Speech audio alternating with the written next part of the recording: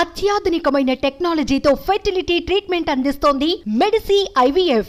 విశాఖలో కిడ్నాప్ ఘటన కలకలం సృష్టిస్తుంది. విశాఖ జిల్లా అక్కేపాలెంలో శ్రీనివాస్ నగర్లో అయితే మాత్రం ఒక 3 ఏళ్ల బాలికని ఒక దుండగుడు అయితే మాత్రం పాపని కిడ్నాప్ చేయబోయాడు.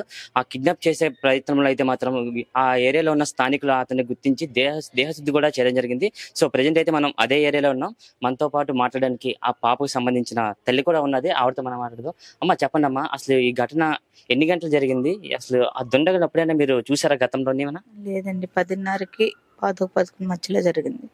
వాళ్ళ నాన్నగారే ఉన్నారు, నేను లేని ఇంటి దగ్గర డ్యూటీకి వెళ్ళాను. అలా తీసుకొని ఇక్కడ ఉన్న పాపని తీసుకొని వెళ్ళిపోయారు. ఆ దుండగుడు ఎలా తీసుకెళ్ళండి? ఇటు పక్కన తీసుకెళ్ళారు లేకపోతే బ్యాక్ సైడ్ నుంచి ఏమైనా దారి ఉందంటారా? ఒకటి దాటిపోతున్నాడు అండి, ఈ మెట్ల నుంచి ఒకటి దాటిపోతున్నాడు. పక్కింటి వాళ్ళు చూసి కేక్ వేస్తే మేము వెళ్ళిపోతున్నాం. అంటే ఆ టైంలో ఇంట్లో పాపతో పాటు ఇంకా ఎవరెవరు ఉన్నారండి? నేను ఉన్నాను. పాప బాత్రూమ్కి వెళ్ళింది, డైరీ మార్చుదాం అని. ఆ పాప ఇంట్లో ఉన్న పాప బయటకు వస్తుంది అనమాట.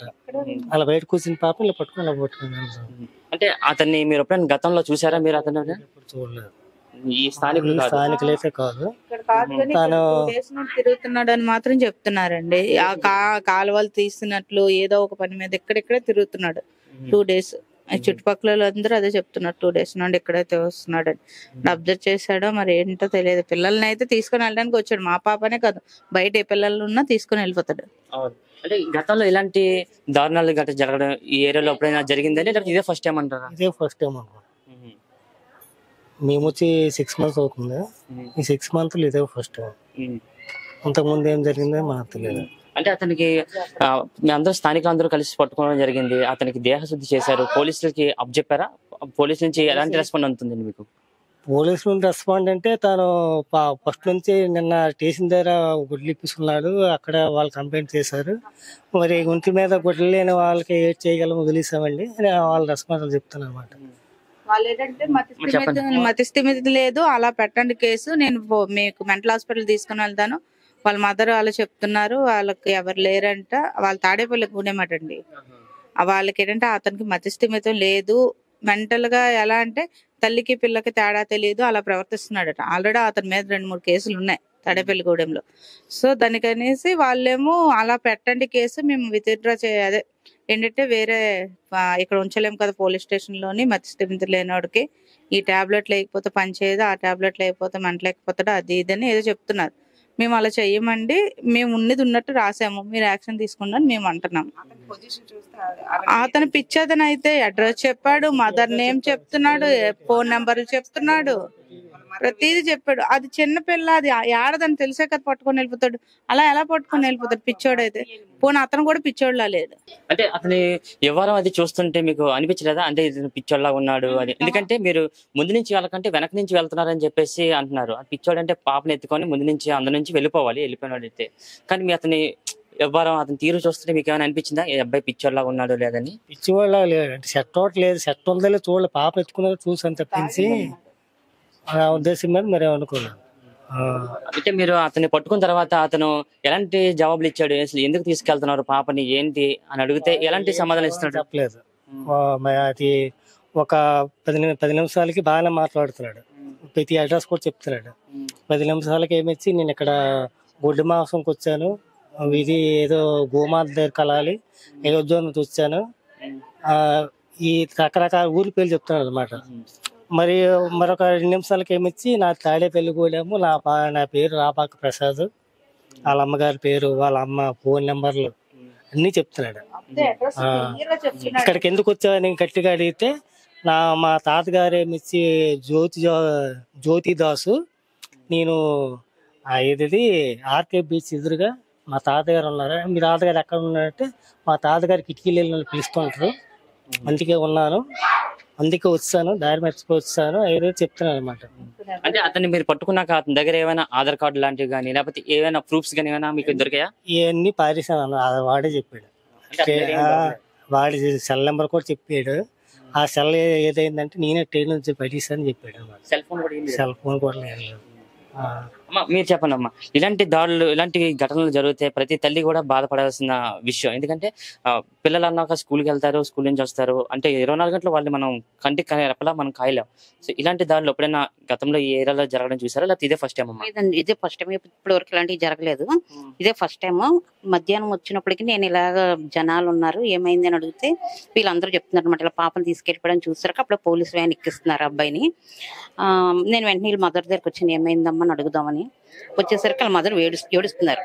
భోజనం కూడా చేయలేదు ఆమె. లేదు మేము అందరం మా వీధిలో అందరూ వచ్చి దెబ్బలాడు, తిన్నమ్మా ఏం కాదు, మా ఊళ్ళో వస్తారు చూస్తారు, మా మేడం వాళ్ళకి కూడా చెప్తామని అన్నీ చెప్పాము. ఇక్కడ ఇలా ఉందంట పాప. అక్కడి నుంచి ఇలా తీసుకుని ఇలా మెట్లు దగ్గరికి ఇలా పైకి వెళ్ళాడు. ఆ పైకి వెళ్ళి అక్కడి నుంచి దూకేద్దాం అనుకుంటున్నాడు. ఆ దూకేద్దాం అనుకునేసరికి ఈమె మేడ మీద ఉంటారు సుజాత గారు. ఆమె చూసి వెంటనే ఎవరు అని అడిగారు. అడిగేసరికి వెంటనే ఆయన గట్టి కేకలేసారు. జనాలు అందరూ వచ్చారు. ఇంకా పట్టుకొని గట్టిగా అడిగితే ఏంటేంటో పిచ్చి పిచ్చి మాటలు మాట్లాడుతున్నారు, అసలు ఏం చెప్పడం లేదంటే. ఇక ఈమె చూసారు. ఇప్పుడు ఇదే మేడం నుంచి అతను వెళ్ళిపోవాల్సింది, అంటే బ్యాక్ సైడ్ దూకిన తర్వాత అక్కడ ఏమైనా ఖాళీ స్థలం ఉందా మేడం, లేకపోతే ఇల్లు గట్టి ఏమైనా ఉన్నాయా మేడం? ఏమి లేవండి, ఖాళీ స్థలం అంత. ఇంకా జస్ట్ దూకేస్తే వెళ్ళిపోతాడు. ఇక్కడ నుంచున్నాడు. మేము పిల్లని ఎట్టుకొని వెళ్ళేటప్పటికి ఎవరండి ఎవరు పట్టుకొని వస్తున్నాం అలాగే కానీ గట్టి కేకలేసి వీళ్ళందరూ వచ్చారు.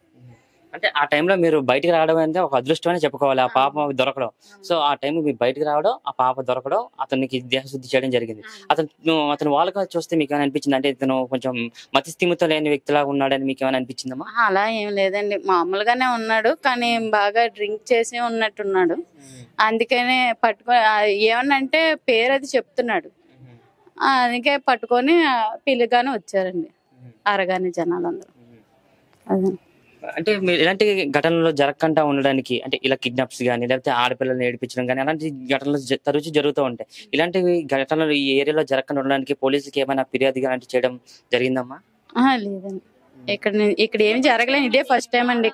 ఇక్కడికి వచ్చి మేము 2 సంవత్సరాలు అవుతుంది, ఇక్కడ ఏమీ లేదండి. ఇప్పటికి వచ్చి ఇదే ఫస్ట్ టైం. మాకు ఎప్పుడు ఇవన్నీ చూడడం కూడా లేదు, ఇవాళ చూసేటప్పటికి ఇలాగా. అంటే ఈ ఘటన చూసిన తర్వాత ఎవరికైనా చాలా భయం వేస్తుంది. అంటే ఇప్పుడు ఇలాంటి ఘటన జరిగింది, రేపు పొద్దున మనం చూడకపోతే ఇంకా ఇలాంటివి ఎన్ని జరుగుతాయో చిన్నపిల్లలు. సో అలాంటి భయం అందరిలో కూడా మొదలైంది అనుకోవచ్చు? మొదలైందండి. అందరు కూడా ఈ రోజు అయితే పిల్లలు ఎవరిని బయటికి తీసుకురాలేదండి, అందరూ భయపడుతున్నారు. అతన్ని నిన్న మధ్యాహ్నం కాలువలు మమ్మల్ని క్లీన్ చేస్తూ డబ్బులు ఏరుకుంటారు కదండి, అలా చూసాను. అప్పటికే స్వెట్ లేదు అతనికి. అంటే మీరు అతను చూసిన టైంలో అతను ఏమైనా కొంచెం పిచ్చోళ్ళగా ఏమైనా? లేదండి, బానే ఉన్నాడు, కూర్చున్నాడు, ఏరుతున్నాడు. మరి చీపురు ఎక్కడ దొరికిందో తెలియదు ఆడికి. అయితే మాత్రం నేను చూసేసరికి 2:30 ఆ ప్రాంతం అయ్యింది నిన్న.